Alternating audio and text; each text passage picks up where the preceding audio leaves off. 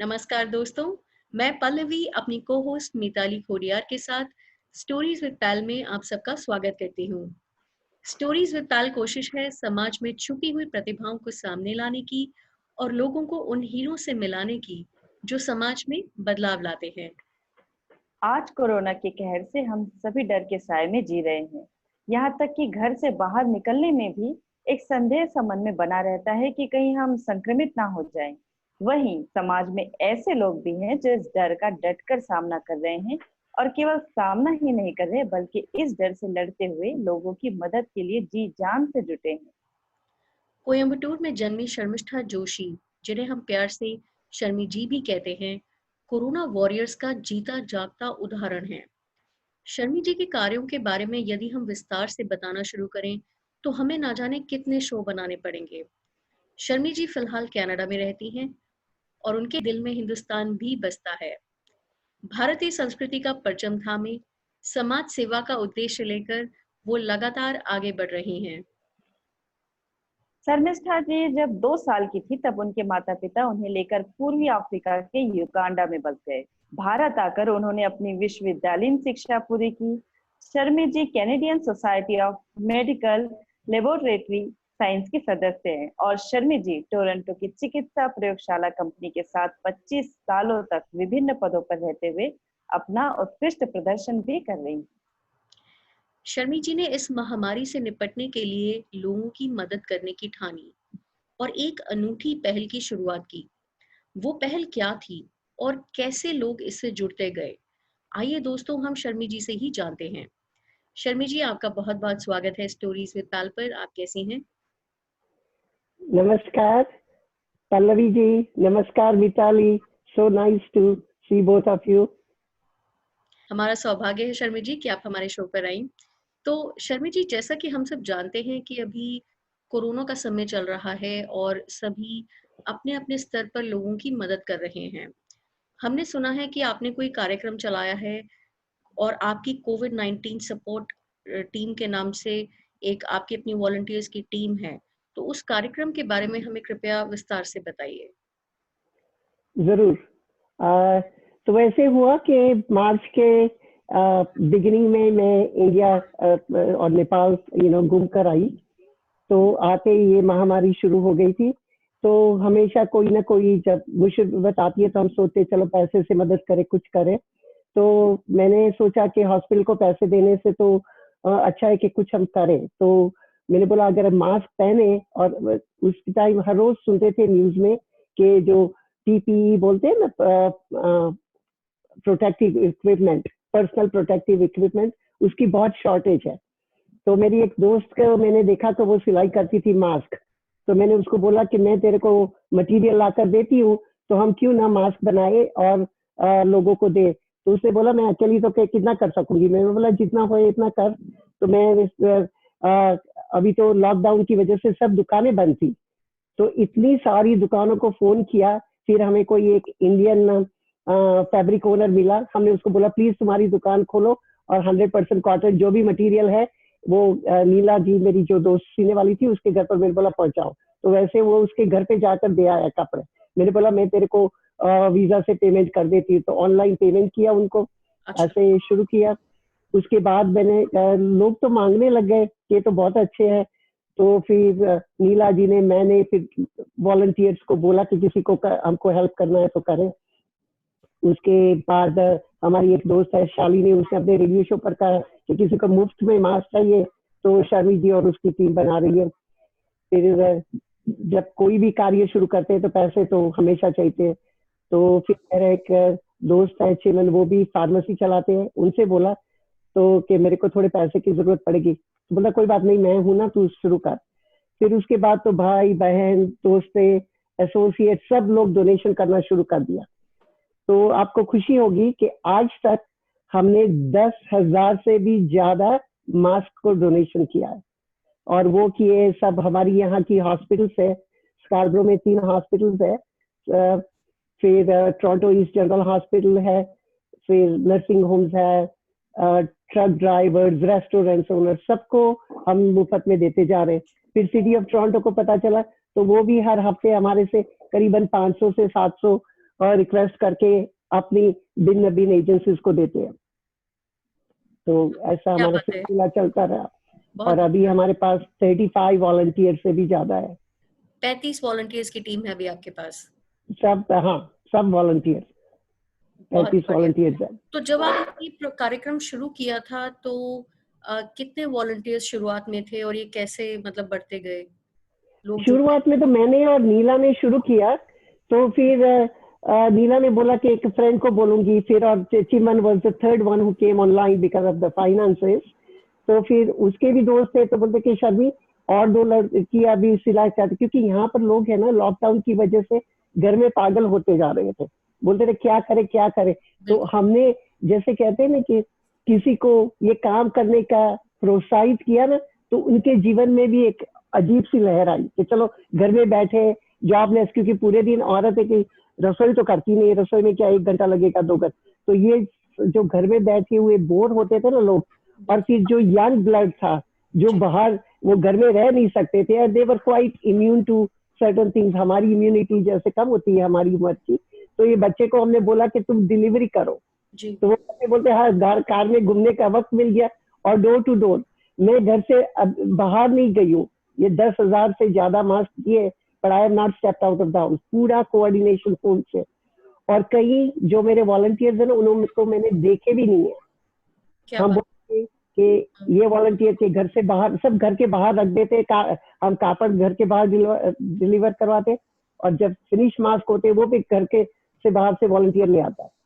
बहुत बढ़िया। तो ये मिताली, ये अपने आप में काबिले तारीफ बात है, और शर्मी जी कि आपने सोशल डिस्टेंसिंग और क्वारंटीन के रूल्स फॉलो करते हुए आपने ना केवल लोगों को जोड़ा इस कार्यक्रम से, बल्कि उसी को फॉलो करते हुए आपके कार्यक्रम आप आज तक इस तरीके से चला रहे हैं, डिलीवरी करके और स्टिचिंग राइट, के जरिए।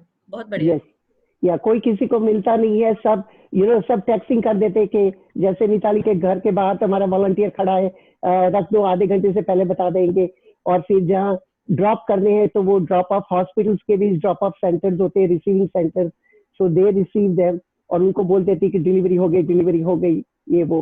तो बस टेक्सिंग के नाते पर टेक्नोलॉजी को यूज करते और सोशल डिस्टेंसिंग मेंटेन करते हुए कर रहे काम।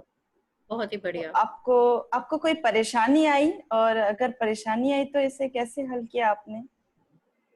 मिताली जी, ईश्वर की इतनी कृपा थी कि आज तक कोई परेशानी नहीं आई है। कैसे बताऊं, एक भी नहीं आई है। तो परेशानी आई गेस लोग इतने प्रोत्साहित से काम कर रहे हैं, तो एक नहीं, दो दो वॉलंटियर्स कई बार मिल जाते हैं एक ही काम करने के लिए। और और जैसे कि ये नर्सिंग होम वगैरह तो इतने खुश है, बहुत अच्छे अच्छे हमें वो रिकमेंडेशन लेटर्स वगैरह भेजे हैं उन लोगों ने। जी, अभी हाल ही में आपको यंग स्ट्रीट मिशन की सीईओ से एक आपको अप्रिसिएशन लेटर मिला, आपको Scarborough hospitals, chain of hospital से आपको अप्रिसिएशन लेटर मिला, मेंबर ऑफ पार्लियामेंट से आपको अप्रिसिएशन थैंक यू। लेटर्स।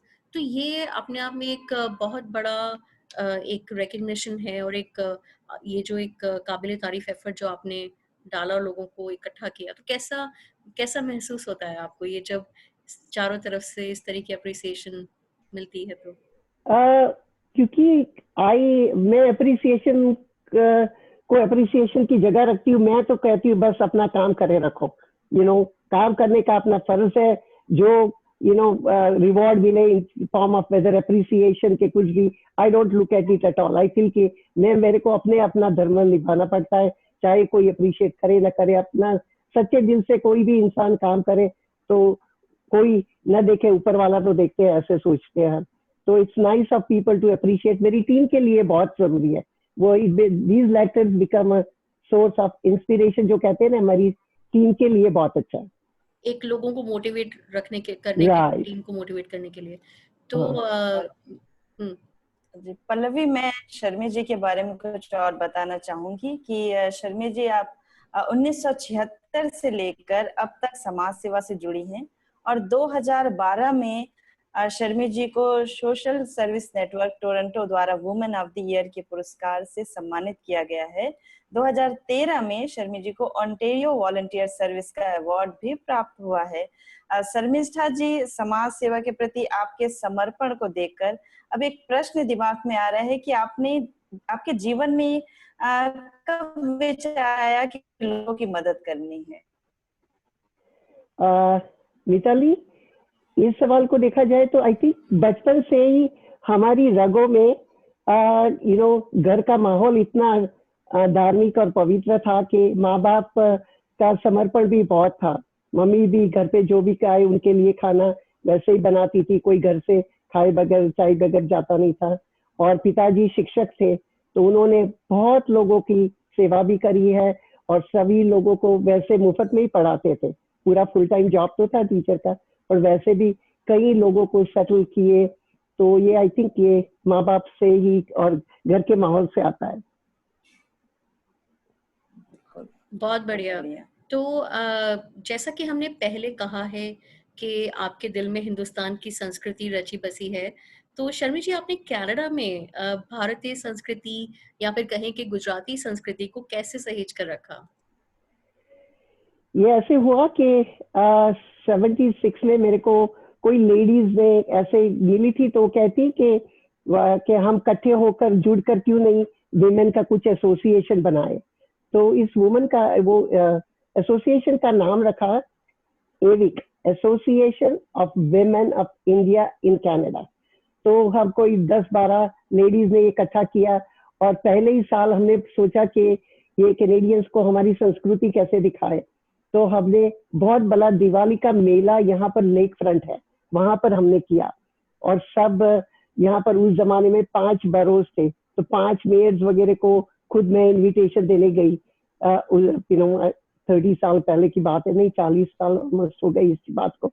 पर तब बहुत छोटी थी बट बहुत डेयरिंग एंड बोल्ड थी। तो किसी के भी ऑफिस में, प्राइम मिनिस्टर की ऑफिस में बोलो चले जाओ तो चले जाती थी, कोई डर नहीं था कोई चीज का। तो ऐसे वो हमने दिवाली का मेला किया। उसके बाद यहाँ मेरी बहन को वो गरबे का बहुत शौक था, तो नवरात्रि में हम स्कूल का जो जिम्नेजियम होता है ना, वो रेंट कर लेडीज वो नवरात्रि के गरबा सिर्फ फ्राइडे और सैटरडे, नवरात्रि के 9 दिन होते तो 2 वीकेंड मिलते थे, 2 वीकेंड हम गरबा वगैरह करते थे। तो वैसे हमने ये संस्कृति को जारी रखी है। क्या बात है, बहुत ही बढ़िया, बहुत बढ़िया। और शर्मी जी, आज कई लोग कोरोना से लड़ने और उसे रोकने के लिए जुटे हैं, तो मैं चाहती हूँ कि आप उनके उत्साहवर्धन के लिए एक छोटा सा संदेश दे दीजिए। मेरे ख्याल से जन्म से तो हर इंसान बहुत ही प्योर होता है। अपनी आत्मा को लेकर जब आता है तो जैसे आपने नया कंप्यूटर खरीदा वैसे वो ब्लैंक सीडी की तरह आता है। तो कोई इंसान जन्म से तो बुरा नहीं होता है, सब अपने कर्मों के हिसाब से हम उसको देखने लग जाते हैं। और मेरे ख्याल में कि हर इंसान में कुछ न कुछ काबिलियत जरूर होती है।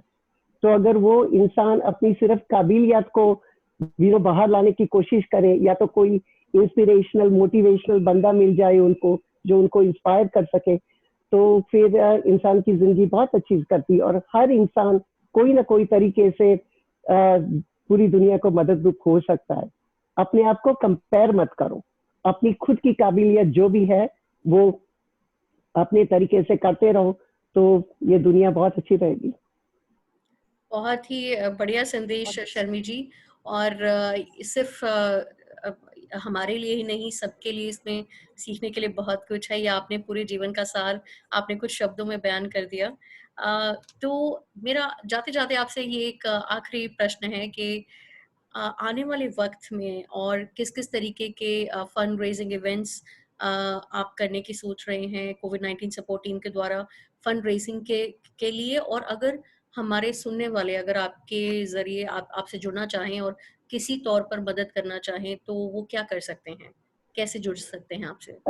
अभी हमारे जो यहाँ पर जो फादर्स डे सेलिब्रेट करते हैं ना, तो सैटरडे को 20 सितंबर को एक friend musical evening live Facebook पे कर रहा है, जहाँ पर इन लोग हमारे लिए फंड रेज कर रहे हैं strictly for the covid support team. और उनको कल ही एक बहुत अच्छे मेन स्पॉन्सर मिल गए हैं। तो चैपल रिज फ्यूनरल होम है इधर, उन लोग ने पूरा हमारा आइटम स्पॉन्सर किया है। और लगता है कि उसकी वजह से हम ईश्वर की कृपा से काफी सारे मास्क डोनेट करते रहेंगे। तो जब तक फंड आते रहेंगे तब तक हम ये कार्य करते रहेंगे। क्या बात है, बहुत ही बढ़िया। तो अगर लोग इस फंड रेजिंग इवेंट से जुड़ना चाहें, और मैं ये हमारे सुनने वालों को बता दूं कि आप 3 तरीके से मदद कर सकते हैं शर्मी जी की इसमें। आप अगर वॉलंटियर बनना चाहते हैं, अगर आप सिलाई स्टिचिंग के ज़रिए मास्क स्टिच करने में उनकी मदद कर सकते हैं। आप ट्रांसपोर्टेशन मास्क को अलग-अलग जगह, एक जगह से दूसरी जगह पहुँचाने में मदद कर सकते हैं, और डोनेशंस के ज़रिए भी आप मदद कर सकते हैं। तो शर्मी जी, आपका जो फेसबुक का कोविड-19 सपोर्टिंग का जो पेज है, उसको हम अपने डिस्क्रिप्शन में मेंशन कर देंगे, और जो भी हमारे सुनने वाले आपसे जुड़ना चाहें, तो वो उसके ज़रिए आपसे जुड़ सकते हैं। जरूर जी, जरूर। तो शर्मी जी, बहुत-बहुत शुक्रिया हमारे साथ जुड़ने के लिए, और हमें आपका ये कीमती समय देने के लिए। हम आपके आपके साथ फिर आने वाले हफ्तों में जुड़ेंगे। अ, लोगों लोगों को बताते रहेंगे कि क्या-क्या प्रोग्रेस हो रही है, आपके ज़रिए समाज में कितने लोगों को मदद मिल रही है। बहुत-बहुत शुक्रिया हमारे साथ जुड़ने के लिए। बहुत बहुत शुक्रिया आप दोनों की भी। मैं बहुत खुश हूँ कि आप इतने यंग हो, और जैसे दुनिया में छुपे हुए कलाकारों को आप ढूंढ कर ऐसे प्रोग्राम बनाते। I have been very impressed with stories with Pal, और मेरी शुभेच्छा है कि आप जन्मों तक ये करते रहो, सबकी ये बात सबके धन्यवाद पास पहुंचाते रहो। जी। Thank you so much Sharmi ji, thank you so thank you much. Thank you. बहुत-बहुत शुक्रिया आपका। Thank you. बहुत बहुत शुक्रिया।